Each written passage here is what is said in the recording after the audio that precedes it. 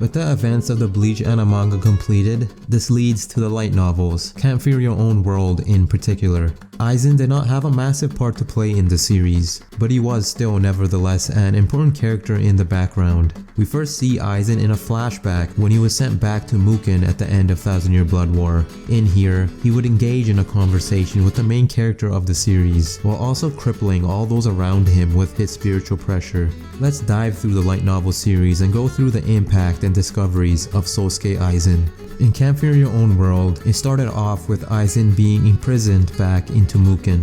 When asked by Shunsui if he had any last words, Aizen replied by saying no one was worthy enough to receive his words. Just as he was about to be taken away, they were interrupted by a furious Shuhei Hisagi. Despite what Aizen said earlier, he would use his spiritual pressure to freeze those holding him up in his chair and engage in a conversation with the heated Hisagi. Aizen had found someone who was worthy enough to receive his words. When Shunsui later questions Aizen about his change of heart for having some final words, Aizen would then say it was for entertainment. Regardless if it was for entertainment or not, Aizen did acknowledge Shuhei for his struggles with him and the man that connects both of them together, Kaname Tozen, in a way proving he was worthy enough for Aizen's words. Aizen would speak to Hisagi, and those very words would echo in Hisagi's mind for the rest of Can't Fear Your Own World. Slowly, Shuhei would decipher the dark past of the Soul Society, while he will learn more about who Aizen and Tozen really were.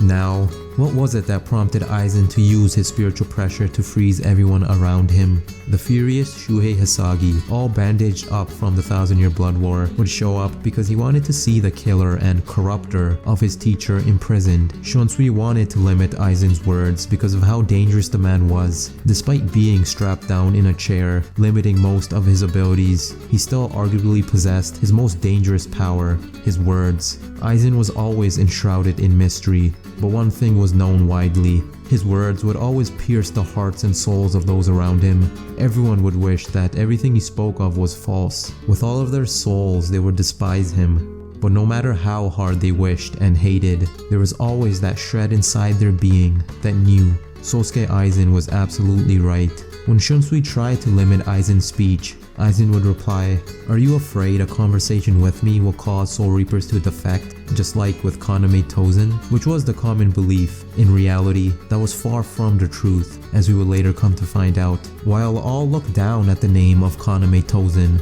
some with pity, some with hatred, some spitting at the very thought of him, one person refused to allow Tozen's name to be further tarnished, that person being his protege, Shuhei Hisagi. Shuhei would say that even after battling alongside Ichigo to beat Yuha, Aizen would always be Tozen's enemy forever.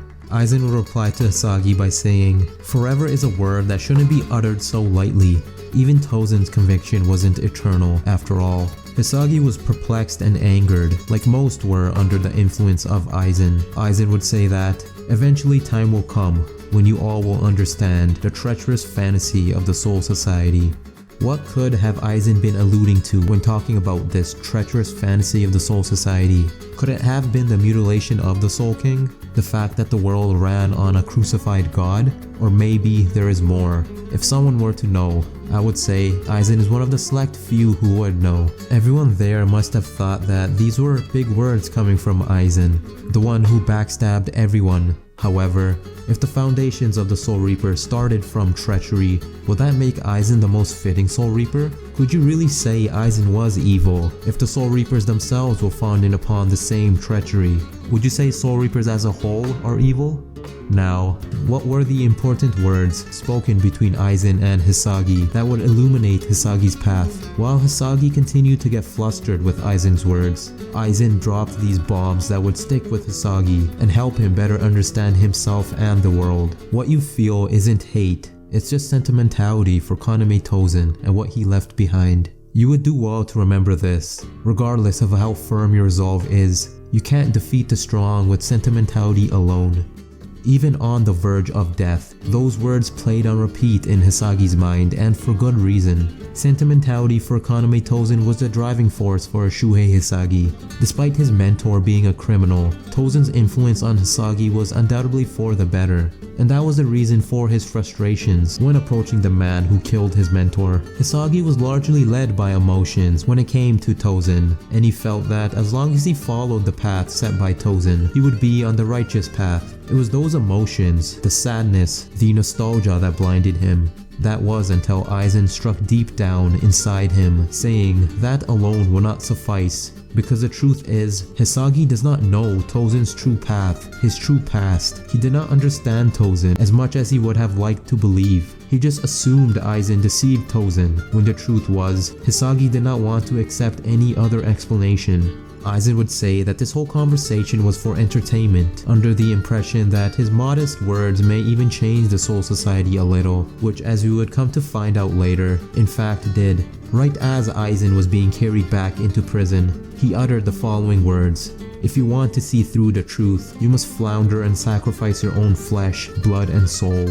At least that's what Kaname Tozen did. Maybe you should know that." And thus began Hisagi's quest for the truth of Tozen, and many other dark secrets of the Soul Reapers. And perhaps this would even hint at how Hisagi will come to find peace with his own soul, and achieve the feat that all Shinigami long for, Bankai. More of which I will discuss in Hisagi's own video, which will be the longest one yet, and the final one of this series. I would like to think Aizen here was tying up loose ends for Kaname Tozen's sake. He did not owe Kaname anything, but he knew how much Hisagi meant to Tozen, and so perhaps here he was sharing some wisdom to repay back Tozen for his loyalty, or perhaps it was truly for entertainment, as Aizen mentioned. Hisagi's character and his motives in the light novels are largely tied towards uncovering truths, and so Aizen's words here were very important for Shuhei Hisagi. Despite not being Hisagi's mentor and an enemy towards Hisagi, Aizen would guide Shuhei with this small conversation. As for Aizen, the main discoveries made of his character through Camp for Your Own World were through his underling Kaname Tozen. Now, what was Kaname Tozen's backstory? I highly recommend watching the Tozen video I made, as I discuss it in detail over there. My Camp for Your Own World videos are best watched in order, as I talk about similar topics and each video leads on to the next one. Here's a quick summary. Tozen's lifelong friend had decided to become a Shinigami, and she was then married to a nobleman. However, she was killed by that crooked nobleman, and he would go on to mock and torture Tozen. After avoiding the severe punishments for all his crimes, the nobleman would humiliate Tozen by beating him down, and then he would call upon 2 guards to continue the beatdown. After getting physically, mentally, spiritually abused, Tozen would get saved by an unlikely Shinigami, Sosuke Aizen. Aizen would intervene by using his Kyoka Suigetsu to get the guards to beat themselves instead of Tozen. From there, Tozen would dedicate himself to serving Aizen and his vision for a new world, as Tozen's very purpose became to get revenge on the Shinigami. In turn, he would give Tozen salvation through an avenue for his revenge, as well as a pure world where someone like him would not have been wronged, at least in theory. This could have very well been Aizen taking precaution against people who are immune to his powers in Kyoka Suigetsu. When you consider Tozen is immune to his abilities, it is easy to assume that Aizen wanted to recruit Tozen to be on his side, rather than be an enemy of him. But at the same time, Tozen's same enemy was that of Aizen's. Tozen sought to overthrow the same ones who Aizen sought to overthrow, so perhaps this deadly alliance was meant to be. Tozen's only request to Aizen would be that he asked to be killed if he ever got to a point where he came to forgive the Soul Reapers, which is what Aizen would go forward with in the Fate Karakura Town arc. Camp for Your Own World as a whole shed new light on the character that is Sosuke Aizen. Earlier on, he was portrayed as a monster, a genius, a being that transcends all, but Camp for Your Own World helped us understand his motives. He did not kill Tozen out of cold blood, but because Tozen asked Aizen to do so as his one and only wish, Aizen would fulfill his most loyal subordinate's only wish, despite no one truly coming to understand it. Aizen was portrayed as a being who only cared about himself, backstabbing everyone to get on the top, but this scenario was different. Perhaps there are more situations like this that were hidden from us. In Camp for Your Own World, we also found out about the dark history of the Soul King. As mentioned in the Yuha video, the Soul King debacle also changes how you view Aizen. Aizen was a monster in the anime manga, a treacherous being with immense, incomprehensible power. The whole time he wanted to overthrow the old ways, create a world that would prosper without the Soul King. And for most of Bleach, we did not know what the Soul King was, let alone the history behind it. But in Camp Fury Own World, after learning about the Soul King's past, as well as Zero Squad's contingency plans for Ichigo to become the Soul King, Sosuke Aizen's plan does not seem so bad. His desire to rid the world of the Soul King and reign supreme does seem like a lesser evil, if, with a massive if, he could rule it justly. With the Hogyoku, Aizen could possibly surpass the Soul King to a point where one is no longer needed with his ever-evolving nature, and that would be favorable over Ichigo being forced into that position. That is the beauty of Camp Fury Own World. The main villain of Bleach, in fact, made a lot of sense. So much sense that he alone was on the path to save the main character from eternal servitude as the Soul King, a path that many of us would follow if it meant ensuring Ichigo's future. With all of this information, some of the villains in Bleach don't look so bad. It is quite ironic how they, the villains, had a better fate for Ichigo than the Soul Reapers themselves. Would Aizen have forced Ichigo to take the place of the Soul King? Would Yuha have forced Ichigo to do the same? Wouldn't that be an evil thing to do? Yet, it was the Soul Reapers that were the ones who wanted to imprison Ichigo for an eternity. Who is the villain in this situation? Both Aizen and Yuha, although different temperaments, ideals, and visions of the world, had the same goal of ridding and succeeding the Soul King. Yes, the Soul Reapers had the betterment of the world in mind, but I would like to assume that Aizen and Yuha did as well. What truly would have led to the best outcome, we will never know. Perhaps the Shinigami had the best world at the end, but it would be a bitter end knowing that Ichigo would be needed to succeed the Soul King. And of course, as mentioned in the Ichigo video, Ichigo would probably go through with becoming the next Soul King if it was for the greater good. Very Soul King-like, but I personally would more so like to believe that he would break the wheel of fate and find a better solution.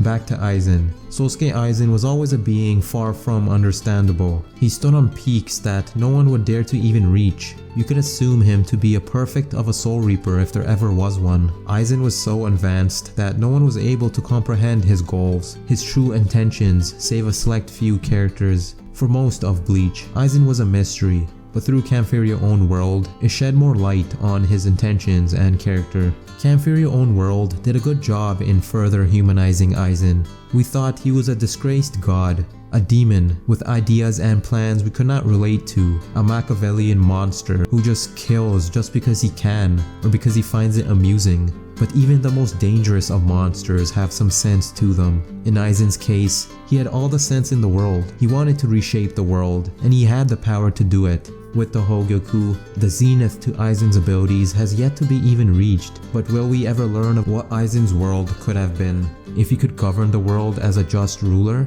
We cannot say at this point because again, we do not know what his world would have been like. However, through his actions and in his ascension, I like to think many more would suffer and be killed. But who knows? Will we ever get to see the end goal to judge if it was truly pure, if it truly was for the better? I'm afraid we never will know, just like Yuha's world, unless of course Kubo allows for it.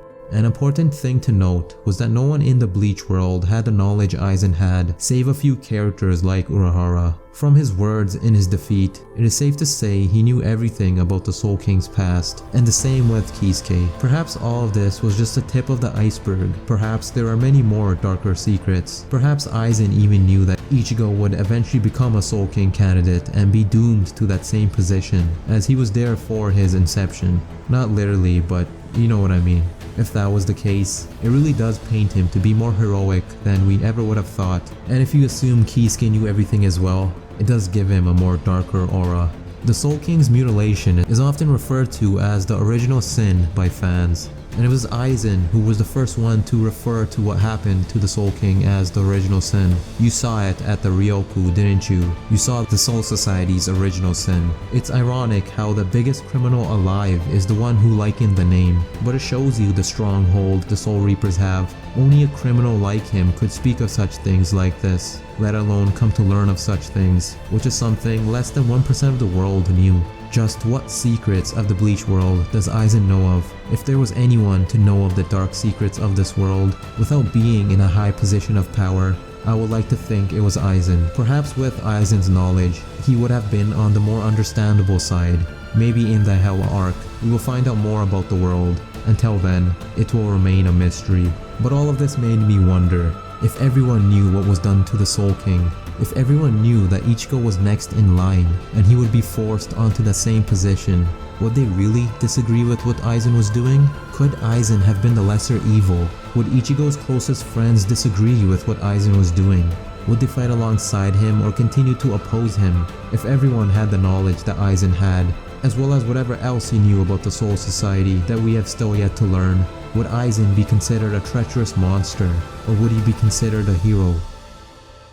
Another discovery from Camp Fear Your Own World was that Ichigo's Shiba clan ancestors would have approved of what Aizen was doing, not so much of him killing and deceiving others, but in seeking to replace the Soul King. The old Shiba ancestor would have traded spots with the Soul King, as they were against the Soul King's ceiling, and Aizen is similar, but not exactly. Aizen is getting rid of the need for a Soul King by ruling and taking the world upon himself with his unlimited powers through the Hogyoku. In short, Aizen will not need to be crippled and rendered a slave to this world. He could do it with the powers of the Hogyoku alone. Supposedly, that is. Is that not a good thing? No being will be bound to eternal servitude through this method. This is what makes Ichigo's and Aizen's relations interesting, despite Ichigo not knowing of his true Shiba ancestral lineage. Maybe once he finds out more about it as well as the past of this world, he may take it to himself to agree with Aizen.